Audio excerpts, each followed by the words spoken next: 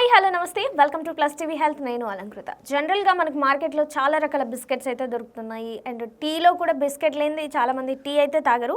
అసలు బిస్కెట్స్ అనేవి హెల్త్కి మంచిదా, లేదంటే ఏ టైప్ ఆఫ్ బిస్కెట్స్ తినాలి, అసలు ఎప్పుడు తినాలి?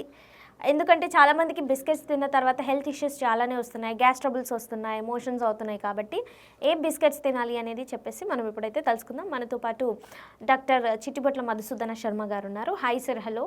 హలో మా. జనరల్గా బిస్కెట్స్ ఇప్పుడు రకరకాలుగా వస్తున్నాయి సార్. నట్స్ అంటున్నారు, బట్స్ అంటున్నారు, గుడ్ డేస్ అంటున్నారు, రకరకాల బిస్కెట్లు వస్తున్నాయి. కానీ కొన్ని బిస్కెట్స్ తిన్నప్పుడు కొన్ని హెల్త్ ఇష్యూస్ ఫేస్ చేయాల్సి వస్తుంది, పిల్లలైనా సరే పెద్దవాళ్ళైనా సరే. అసలు బిస్కెట్స్ మీద ఒపీనియన్ ఏంటి ఫస్ట్ ఆఫ్ ఆల్ మీకు? బిస్కెట్స్ ఎవరికి మంచిది కదమ్మా. ఓకే, ఈ మాట చెప్పేసరికి స్టన్ అవుతారు. ఉన్న వాస్తవం అయితే చెప్తున్నానమ్మా. కానీ ప్రతి సూపర్ మార్కెట్లో బిస్కెట్స్ ఎక్కువ సేల్ అయ్యేది, ప్రతి కిరాణా షాప్లో బిస్కెట్స్ ఎక్కువ సేల్ అయ్యేది. ఏవైతే చెడో అవే ఎక్కువ సేల్ అవుతాయి మనకి. సో మితంగా ఎప్పుడో ఒకసారి తీసుకోవడంలో తప్పు లేదు, కానీ పరిమితికి మించి రెగ్యులర్గా ఫ్రీక్వెంట్గా బిస్కెట్స్ తీసుకోవడం మాత్రం మంచిది కదమ్మా. అంతవరకు అయితే నేను చెప్పగలను. ఓకే. ఇప్పుడే మనం ప్రస్తావించినట్టు ప్రజల యొక్క ఆకాంక్షలకి, ప్రజల యొక్క అవసరాలకి, మరి ప్రజల యొక్క వాడుకునే విధానానికి అనుకూలంగా కొత్త కొత్త బిస్కెట్స్ వస్తున్నాయి.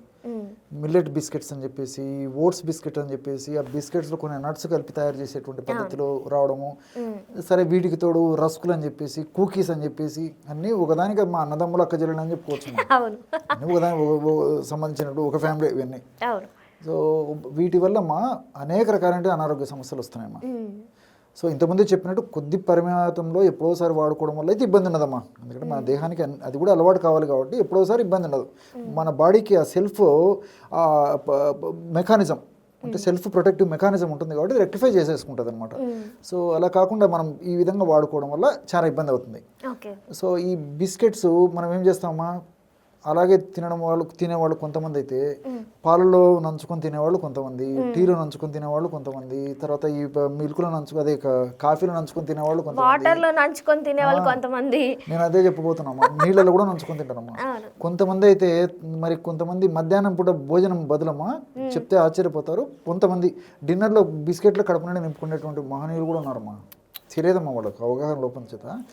ఇవన్నీ మనం ప్రత్యక్షంగా వినడము చూడడం చూస్తుంటే చాలా బాధ అనిపిస్తుందమ్మా. సో ఆరోగ్యరీత్యా ఇది ఏమాత్రం మంచిది కదమ్మా. సో బిస్కెట్లు జనరల్గా దేంతో తయారు చేస్తారమ్మా? మైదా పిండి. మీరు ఏమన్నా తీసుకోండి, ఏ ఫామ్లో తీసుకోండి, ఎక్కువ మైదా పిండి ఉంటుంది. సో గోధుమల యొక్క చెల్లె అనుకోండి, తమ్ముడు అనుకోండి, అక్క అనుకోండి, ఏదైనా అనుకోండి. సో గోధుమల బై ప్రోడక్టే మైదాపిండి. సో గోధుమలు పాలిష్డ్ గోధుమలు వాడుకోవడం వల్లనే కొన్ని సమస్యలు కలుగుతున్నాయని చెప్పేసి పాలిష్డ్ గోధుమ పిండితో పదార్థాలు ఎక్కువ తయారు చేసి వాడుకోకూడదని చెప్పేసి వైద్య ప్రపంచం కూడా ఇప్పుడు నొక్కి ఒక్కడించేటువంటి పరిస్థితి ఏర్పడింది. ఈ గ్లూటెన్ అనేటువంటి పదార్థము ఈ గోధుమల్లో ఉండడం చేత, ఆ యొక్క ప్రభావం చేత ఈ ప్రేవుల్లో మంచి బ్యాక్టీరియా డ్యామేజ్ అయిపోతుంది. మనకు హాని చేసేటువంటి చెడు బ్యాక్టీరియా పెరిగిపోవడం చేత మరి ఆ ప్రేవుల యొక్క వాతావరణం దెబ్బతినేసి ఆ యొక్క ప్రభావం చేత ఈ గుండె జబ్బులు, తర్వాత ఈ కొలెస్ట్రాల్కి సంబంధించినటువంటివి, అదేవిధంగా ఈ రక్తనాళాలకు సంబంధించినటువంటి సమస్యలు, అదేవిధంగా మెదడుకు సంబంధించినటువంటి సమస్యలు, హార్మోనల్ ఇంబ్యాలెన్సెస్, వెయిట్, ఇలాంటివన్నీ కలుగుతున్నాయమ్మా. గ్యాస్ట్రిక్ ట్రబుల్ సమస్యలు, ఇవన్నీ కూడా ఆ గుడ్ బ్యాక్టీరియాని ఇవి డిస్టర్బ్ చేసేసి మంచి గుడ్ బ్యాక్టీరియాని తగ్గించేసేసి చెడు బ్యాక్టీరియాని పెంచడం వల్ల కలుగుతున్నాయమ్మా. సో ఈ గ్లూటెన్ వల్ల సరే నాణ్యానికి ఒకవైపు అదే విధానం, దాని నుంచి బై ప్రోడక్ట్ వచ్చింది మైదా. ఆ గోధుమ నుంచి మైదాగా తయారు చేసేదానికి అలాక్సాన్ అని చెప్పేసి ఒక కెమికల్ వాడతారు అమ్మా, బ్లీచింగ్ ఏజెంట్ అనమాట. సో ఈ అలాక్సాన్ అనేటువంటి కెమికల్ ఉన్నటువంటి కెమికల్తో తయారైనటువంటి ఈ మైదా పిండితో తయారు చేసినటువంటి ఈ బిస్కెట్స్ వాడుకోవడం వల్ల మరి చిన్న వయస్సులోనే షుగర్ వచ్చేదానికి నాంది పునాది అయిపోతుంది అనమాట. వచ్చినటువంటి షుగర్ కూడా ఒక పట్టణంలో ఉండదు. సో ఈ యొక్క అలాక్సాన్ ఉన్నటువంటి ఈ యొక్క పదార్థం ప్లస్ గ్లూటెన్ కూడా ఇందులో ఉండేటువంటి పరిస్థితి ఏర్పడుతుంది. కాబట్టి ఈ యొక్క బాడీకి హాని చేసేటువంటి ఒక పదార్థాల యొక్క ప్రభావం చేత మన దేహానికి అవసరమయ్యేటువంటి ఇన్సులిన్ అనేటువంటి ఒక హార్మోన్ ఉత్పత్తిని తగ్గించేస్తాయమ్మా. ప్యాంక్రియాస్ అనేటువంటి గ్రంథి మీద ఇవి దాడి చేసేసి ఈ ఇన్సులిన్ అనేటువంటి హార్మోన్ ఏదైతే మన జీవక్రియకు అవసరమో, షుగర్ మెయింటెనెన్స్కి అవసరమో ఆ యొక్క హార్మోన్ ఉత్పత్తి లేకుండా చేస్తాయి. లేకపోతే ఒకవేళ హార్మోన్ ఉత్పత్తి బాగున్నా, ఇన్సులిన్ సరిగా ఉత్పత్తి అవుతున్నా ఇన్సులిన్ సమర్థవంతంగా పనిచేయకుండా అంటే ఇన్సులిన్ రెసిస్టెన్స్ వచ్చేట్టు చేసేస్తాయి.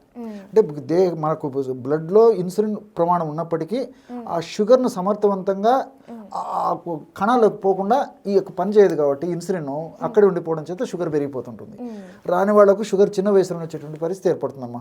అదేవిధంగా ఈ జీర్ణకోశానికి సంబంధించినటువంటి అనేక వ్యాధులు కూడా ఇంతకుముందు చెప్పినట్టు రకరకాలైనటువంటి జీర్ణాశయానికి సంబంధించినటువంటి ఈ ఐబిఎస్ అనేటువంటి సమస్య, లేకపోతే అదేవిధంగా ఈ అమీబియాసిస్ అనేటువంటి సమస్య, విరేచనాలకు సంబంధించిన ఇతర అనేక రకాలైన సమస్యలు, కాన్స్టిపేషను ఒకటేమిటమ్మా అనేక రకాల సమస్యలకి పునాది అని చెప్పి చెప్పుకోవచ్చు అనమాట.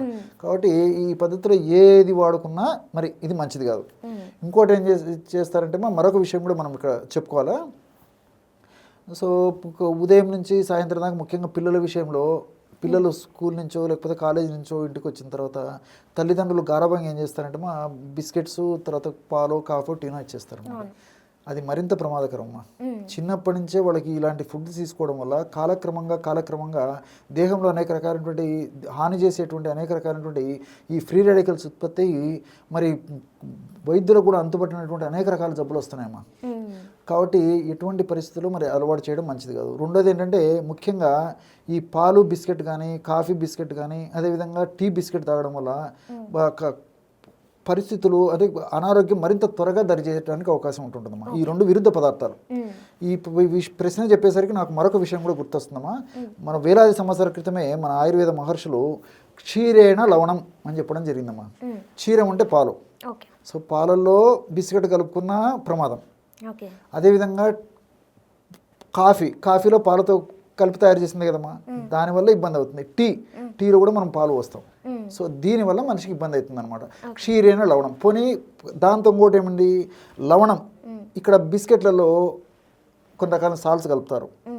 సో ఈ లవణం సాల్ట్ కలిసినటువంటి ఇలాంటి మైదాతో కలిసినటువంటి ఇలాంటి బిస్కెట్స్ను కలపడం వల్ల పాలు అదేవిధంగా ఈ సాల్ట్ కలవడం వల్ల కూడా అనేక రకాలైన అనారోగ్య సమస్యలు తలెత్తేటువంటి పరిస్థితి ఏర్పడుతుందమ్మా. అందుకే చిన్న వయసు నుంచి అనేక రకాల జబ్బులు వస్తుంటాయి. కాబట్టి మరి ఎప్పుడో ఒకసారి ఇవ్వడం పర్వాలేదు, కానీ మరి రెగ్యులర్గా దీన్ని అలవాటు చేయడం మాత్రం మంచిది కదమ్మా. పాలు లవణం అమ్మా. సో పాలు ఉప్పు కలిసినటువంటి పదార్థాలు అంటే చెప్తే కదమ్మా. సో బిస్కెట్స్లో సాల్ట్ ఉంటుంది, ప్లస్ ఈ పదార్థాలన్నింటిలో పాలు ఉన్నాయి. సో దీనివల్ల మరింత విషమంగా పరిణమించి మరింత త్వరగా ఈ జబ్బులు వచ్చేదానికి కారణభూతం అవుతుంది. కాలాంతరంగా ఒకరోజు 2 రోజులు రాకపోవచ్చు, కానీ క్రమక్రమంగా అనేక రకాలైన అలర్జీ సమస్యలు, ఇంతకుముందు చెప్పినట్టు గుండె జబ్బులు, రక్తనాళాలకు సంబంధించిన సమస్యలు, హార్మోన్ ఇంబ్యాలెన్సెస్, ఇవన్నీ కూడా వచ్చేదానికి ఇది కూడా ఒక రకమైన కారణంగా చెప్పుకోవచ్చమ్మా.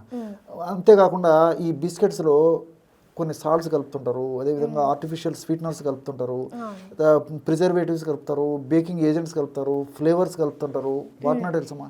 సో ఇవన్నీ కూడా దేహానికి మరి హాని చేసేటువంటి పరిస్థితి ఏర్పడతాయి తప్ప ఏ రకంగా మనకు దేహానికి ఉపయోగపడేటువంటి పరిస్థితి ఉండదు. కాబట్టి నేను అల్టిమేట్గా చెప్పేది ఏంటంటే ఎప్పుడో ఒకసారి మితంగా తీసుకోవడం తప్పలేదు, కానీ ఎక్కువ ప్రమాణంలో వాడడం మంచిది కదమ్మా.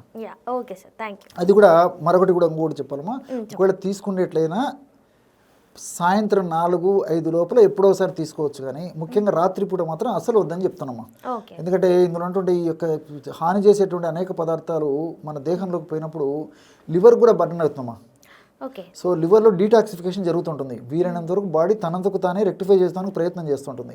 మనం రాత్రిపూట ఎప్పుడో పడుకునే ముందు కానీ పడుకునే 1 గంట ముందు 2 గంటల ముందు ఇలాంటి బిస్కెట్స్ తిని మనం రెస్ట్ తీసుకున్నాం అనుకోండి, అప్పుడు లివర్ కూడా బర్న్ అయిపోయి ఈ ప్రాబ్లమ్స్ మరింత త్వరగా వచ్చేదానికి అవకాశం ఉంటుందమ్మా. ఓకే.